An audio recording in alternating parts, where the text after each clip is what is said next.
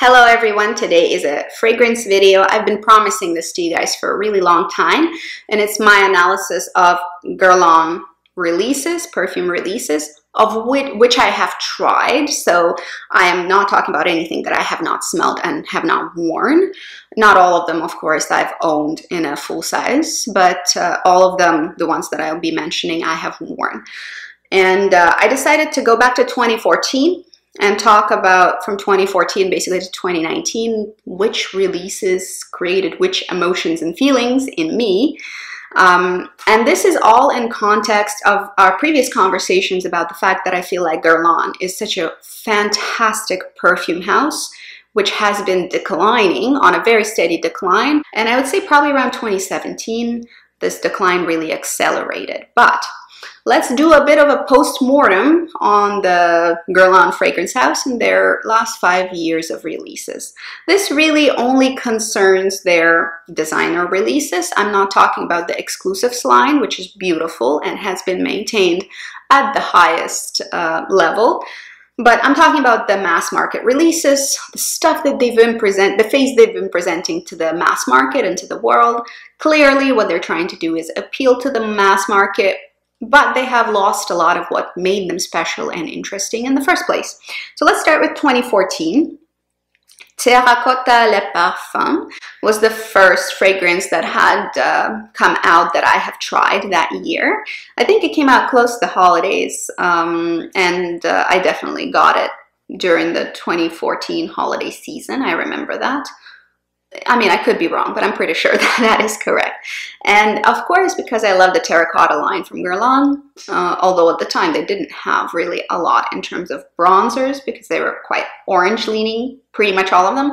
Nowadays, they're much better. So at the time, terracotta smell is so iconic and I just ate it up. I went for the terracotta fragrance, which isn't exactly actually equivalent to the fragrance that is in the cosmetics. So if you're looking to bottle the cosmetic scent of terracotta, you will not find that in the Terracotta Le Parfum. This tends to be a disturbing trend, I think, with Guerlain. They promise one thing and deliver something entirely different, but Terracotta Le Parfum at least was never a bad scent. It was a well-constructed beachy scent, really centered on tiara flower, and I actually quite enjoyed it for summer. I've worn it to completion. I finished off that 75 ml bottle that I had, and I thought that it was quite decent.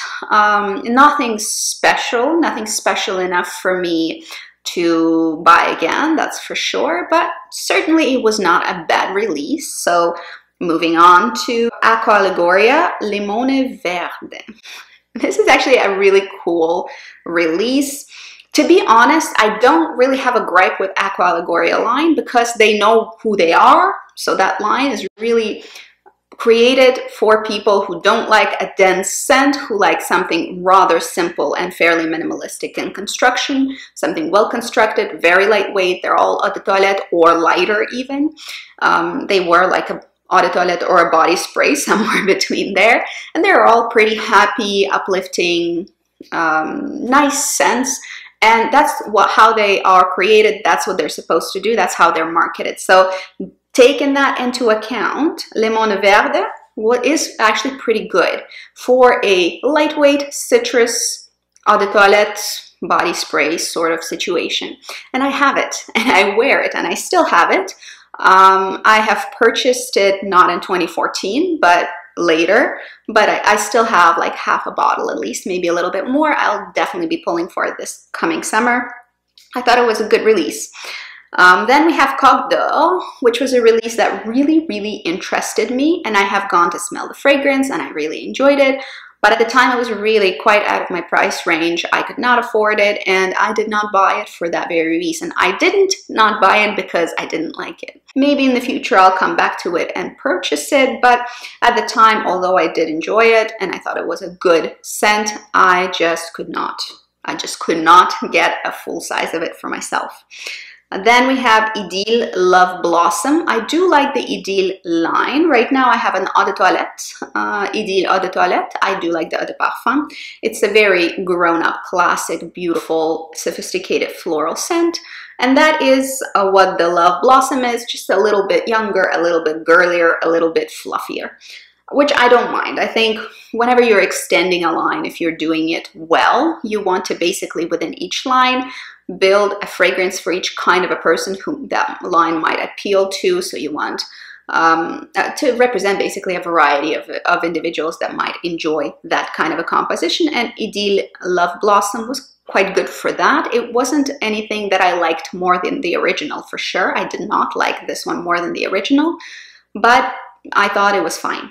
I thought maybe somebody who likes Idylle would be looking for something uplifting and a little bit more young and fluffy. So Idylle Love Blossom did not irritate me. It was fine. Didn't buy it. Insolence Crazy Touch was something that I actually enjoyed. I do like the Insolence line in general. I think it's a really pretty powdery line of fragrances. I finished off an Insolence Eau de Toilette, I think maybe last year or the year before. So I'm very familiar with the concept of the line. I've had Insolence, the original, as well in the past, a long time ago. And Crazy Touch was something that I really wanted. The Crazy Touch was something that I thought was very fun. I don't quite remember the specifics, but I do remember feeling that that fragrance was something that I would spend money on. However, I didn't have money at the time to spend on it, so I passed on it, but that was an actual release that I did think was good. La Petite Aube Noire Couture. I mean, you know how I feel about the La Petite Aube Noire line. Couture really is the same thing. To me, it's a sweet preserves kind of scent. I don't mind it. I don't like it, but it doesn't disgust me. I won't wear it, but many people really like that kind of very fruity, sweet floral.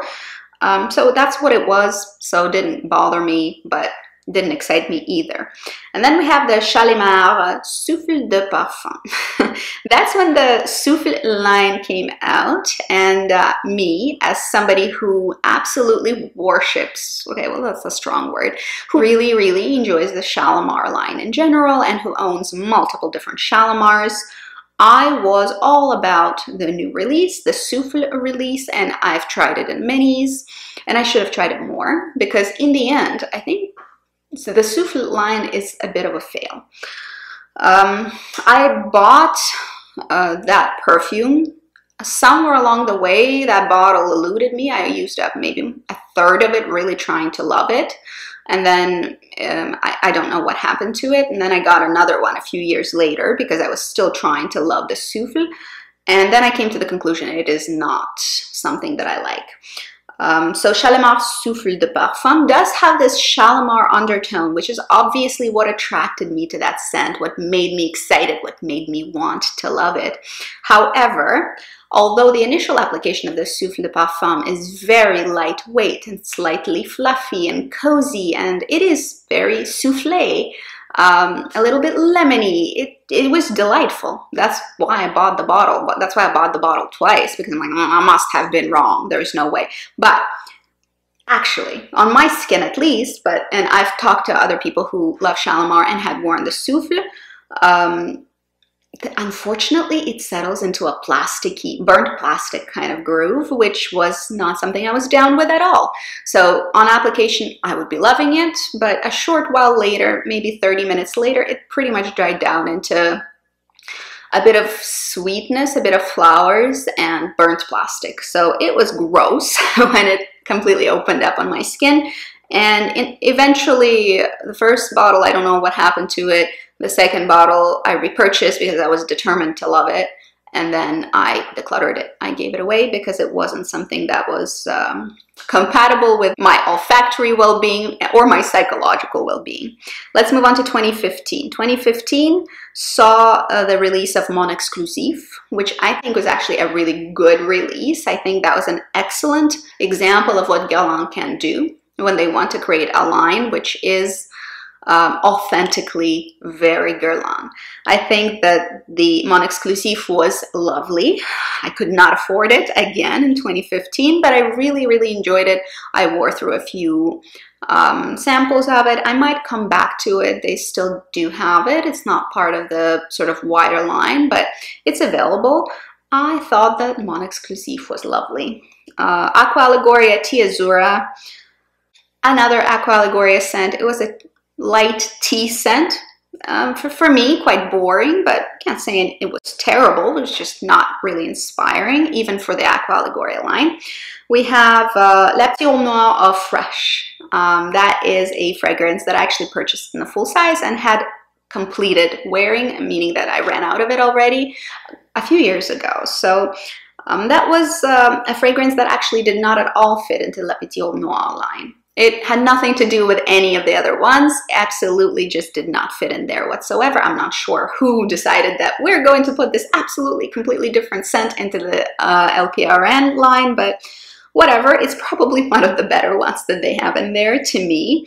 And it's this green juice, floral, light white musks, clean-ish. And what did attract me to it is the fact that they had an almond undertone, and I really enjoy almond in fragrances. So it was pretty, not repurchasable whatsoever for my tastes, but I did complete a bottle, so I was fond of it enough to go ahead and finish it off. Then we have Shelly Mao Colonia that also got released at that time. I have it. Actually, I'm about halfway through that fragrance, and I should probably work on completing it because I did buy it in 2016. You know, it's already been 3.5 years. That's pretty old for a fragrance. So far, it hasn't gone off on me. But Shelly Mao Cologne is actually a fantastic release. It's an easy breezy way to wear a Shalimar for a younger generation. So if you like the concept of Shalimar, but it continues to be a bit daunting and a little bit too heavy feeling for you, then Shelly Mao Cologne could be something that you really, really enjoy. I have it, I bought it, I like it. That was actually a good high point for Guerlain in 2015. In 2016, we have a couple of Aqua Ligurias that I thought were fun. Peregrinita was pretty. That's one of the Aqua Ligurias that really attracted me. I was contemplating a purchase. I did really enjoy how it sat on my skin. It was a fruity, happy, summery scent, as you would expect from the name. It's exactly what you would expect from the name. I ended up not buying it in a full size. I'm not really sure why. I think by the time I was ready to buy it, it wasn't on the shelves in my local perfume store anymore. Anyway, in the end, I never got my hands on it, but I did consider it seriously. Rosa Pop, fresh, fizzy, fruity rose scent. I had a rose fragrance from the Aqua Liguria line, Rose something. But it wasn't the Rosa Pop, but it was pretty much identical. Now I forget what it was. No, I can't remember. It was one of the Aqua Ligurias that were a bit older. It was a fruity rose, and this is a fruity rose. So it was, I mean, it was very similar. And at the time, I think I still owned the other rose one, so that it never occurred to me to buy this one. And it wasn't really anything all that interesting. La Petite Noir Intense was released in 2016 as well. I wasn't inspired by it whatsoever. And they also released La Petite Noir Ma Première Robe, my first dress, which I thought was kind of along the same lines, and I was still waiting for them to come up with something more inspired, interesting. Stop putting fruit and sugar in different variations together and blending it in a blender, which is how I felt LPRN had come across to me.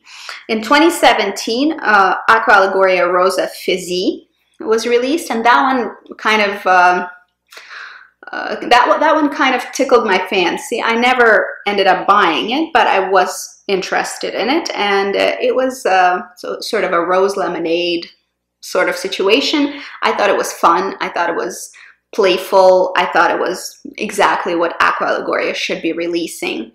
Then we had La Petite Noir Black Perfecto, which I literally just finished. I didn't buy it in, well, I could have bought it in 2017. You know what? I don't remember. Either in 2017 or 2018, I bought the Black Perfecto. I've owned it, and that was the only La Petite Noir that I would actually recommend because it did create a totally different sensation. It was kind of sweet, but it did have some suede in it. They list leather. I think it was suede. And I do think that that is the most interesting, the most intriguing, and the sexiest fragrance out of that lineup.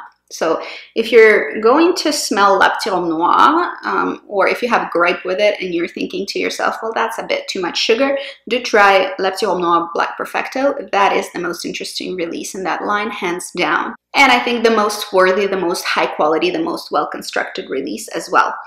Now, 2017 is when I started feeling that, unfortunately, Guerlain, with their mass market releases, is just folding. they lost their way. They are no longer acting like a Guerlain fragrance house. They start releasing stuff that is just, you know, just nasty or weird or plain boring.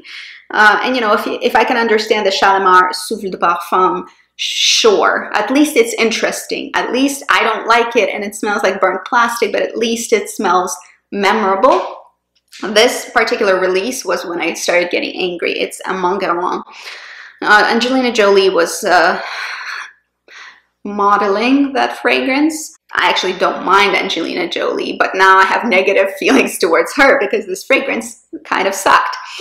At least, again, this is all subjective. To me, it was completely uninspired. It wasn't a fragrance that smelled bad. It smelled fine. There wasn't something nasty about it. There wasn't something inherently bad about it.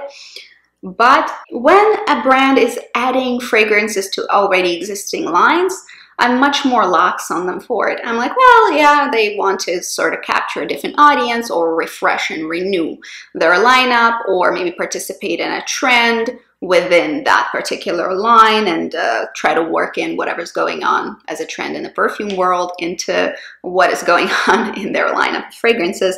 So, you know, there are many ways which you can use to tastefully introduce an extension to a lineup.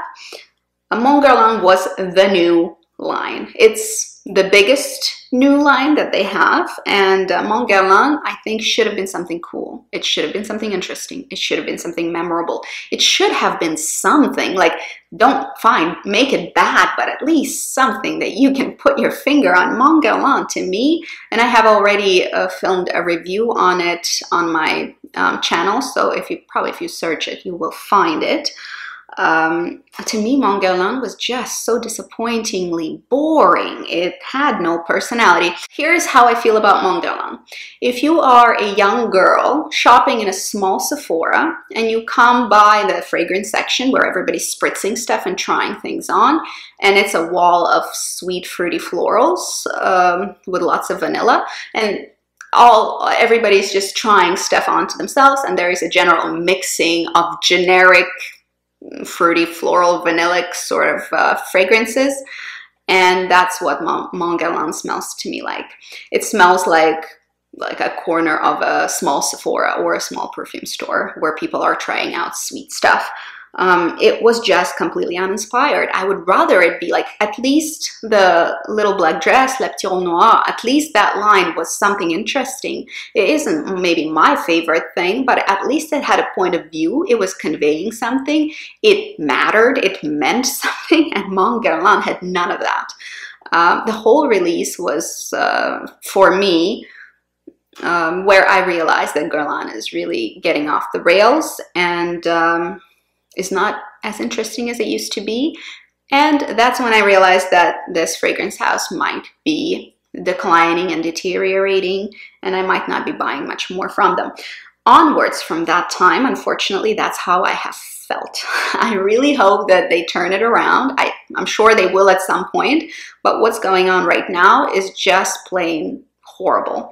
After Guerlain, which did upset me, not because it was terrible or smelled disgusting, but because it was a completely generic, non-inspired piece of, I wouldn't say piece of work. It's like, who put work into this? I don't know. It was not a good scent to me because it did not have a point of view whatsoever. It didn't know. It doesn't know who she is. Guerlain is like, I have no idea who I am, so I'm just going to revolve around the group and sort of act like the group thinks I should. That's Guerlain. Okay, all right, I have a lot of bitterness. Like, I'm going to back off, whatever. I'm sure there are people out there who enjoy it. And then the low blow was Shalimar Souffle Ardent. Again, an addition to the Souffle line. Thankfully, I saved my pennies on that one. I tried it, I just couldn't. I just left it alone. It was not a good release, in my opinion, and I've moved on. 2018. 2018 blessed us with a very depressing Meteorites Le Parfum release. It made me angry, disappointed, sad, all kinds of negative emotions. And it compounded in the fact that they called that particular scent Meteorites. First of all, it wasn't a good scent to begin with. It's a boring, generic fragrance, which I would describe as a mixture of cheap violets in a body spray with the DKNY green apple. So kind of that combination. And they had the audacity to name this particular fragrance Meteorites. That's what's the saddest. Release that, fine, if you want to release the crappy apple violet scent, whatever, is going to be a flop, but you just completely ruined my trust in you, Guerlain, because you called this Meteorites. And that's, of course, what we are all expecting. We were all hoping that that's what it's going to smell like, that it's going to smell like Meteorites. These guys, I thought that's what we were going to get. That is not what we got. I understand that the original Meteorites that were released either in 2000 or 2001 were a scent that actually was Meteorites bottled, and that's what I was looking for. Why couldn't you just re-release that scent, Guerlain? Why not? Why come up with this crap? So Meteorites Le Parfum I ordered because there was nowhere I could smell it before buying, and I was super excited because to me, like, you call it Meteorites, it probably is going to smell like Meteorites. How excited was I? Very. And then I opened the box, and then I sprayed it, and then I just wanted to punch somebody out. Whew. In my anger, I would even call it rage, I just was shocked at the fact that they called it what they called it and at the poor quality that it displayed. I'm going to move on because I have a lot of feelings still about it. La Petite Noire Eau de Toilette Florale. It was fine, nothing interesting, nothing special. I used up a couple of samples, it was fine. Then Aqua Liguria Passiflora was actually an interesting, very, very lightweight, slightly sour floral from the Aqua Liguria line. That was not a flop in my opinion, that was fine. Shelly Mao Souffle de Lumière was ordered with the Meteorites, and it just completely destroyed my soul that day. Both of those fragrances were given away to someone else because I just couldn't stand them. And Shelly Mao Souffle de Lumière was purchased by me, it was tried by me, and it was very much related to the Souffle de Parfum. It's my fault. I knew I didn't like the line. I knew the line was kind of gross and transformed into burnt plastic, but that was the epitome of burnt plastic. There's hardly anything else in that particular fragrance. So Souffle de Lumière was decluttered pretty much immediately. La Petite Robe Noire Légère. I don't even much remember what that smelled like. LPRN, whatever, one of those. Then Mon Guerlain Eau de Toilette was slightly less objectionable than Mon Guerlain, but just as boring. Then Mon Guerlain Floral was slightly more interesting than the original, but still pretty boring. And then 2019 rolled around. Both of the purchases that I made in 2018, the Meteorites Le Parfum and the Shelly Mao Souffle de Lumière, were absolute horrible fails. And that is where I knew things were not going to go well for Guerlain.